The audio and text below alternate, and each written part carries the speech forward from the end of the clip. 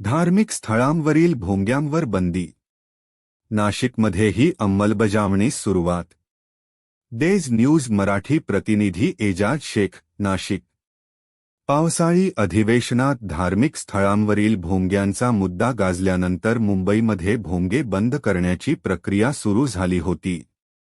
त्याच धर्तीवर आता नाशिक शहरातही भोंगे बंद करण्यासाठी पोलीस प्रशासन सक्रिय झाले आहे.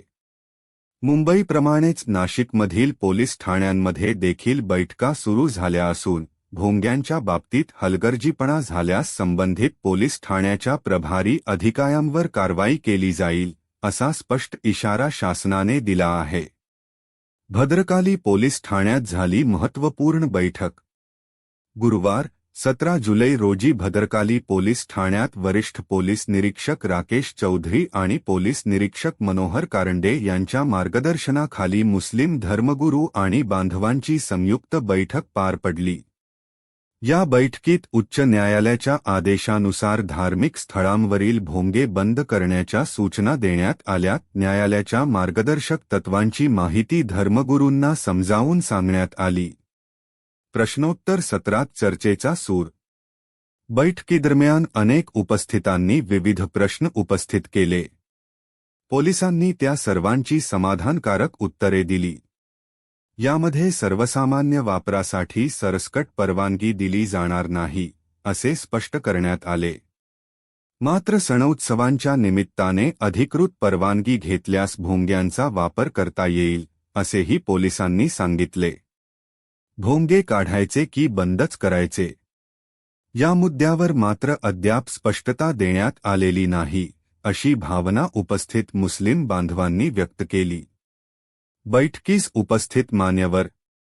या बैठकीस शहरे खतीब हिसामुद्दीन खीब, मौलाना महबूब आलं, शेख खीब, वसीम पीरजादा, हासिब पीरजादा, माजिद पीरजादा, एजाज मकरानी, मकसूद पीरजादा, एडवोकेट अंसार सैयद आणि इतर मुस्लिम बांधव उपस्थित होते.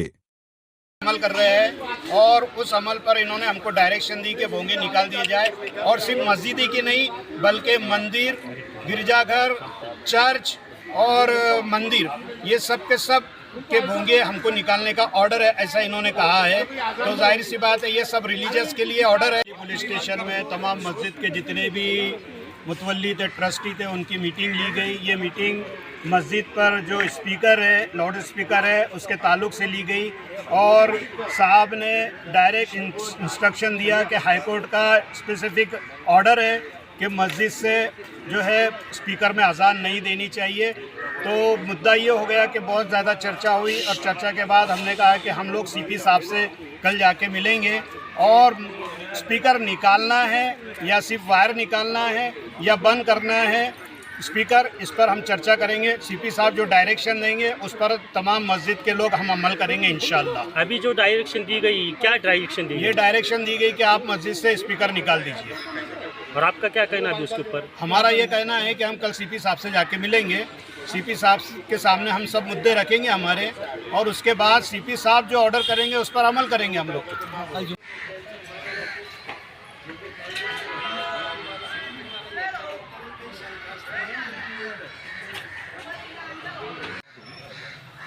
मयत झाली किंवा वारला एखादा तर त्याच्या संबंधित अनाउन्समेंट करायचं असतं. आता कायदेशीर तसं मी म्हणजे सर्वसमावेशक अंतिम अथॉरिटी नाही. मला जे अधिकार आहे मी त्याच्या बाबतीत स्वयंस्पष्ट समोर कंट्रोल बोर्ड ध्वनी प्रदूषणची मर्यादा करायची म्हणाले. कधी लावायचं माझा कायदा तुम्ही जो बोलताय म्हणजे समज आणि गैरसमज करू नका. या हायकोर्टाच्या रिट पिटिशनमध्ये दिलेल्या ज्या गाईडलाईन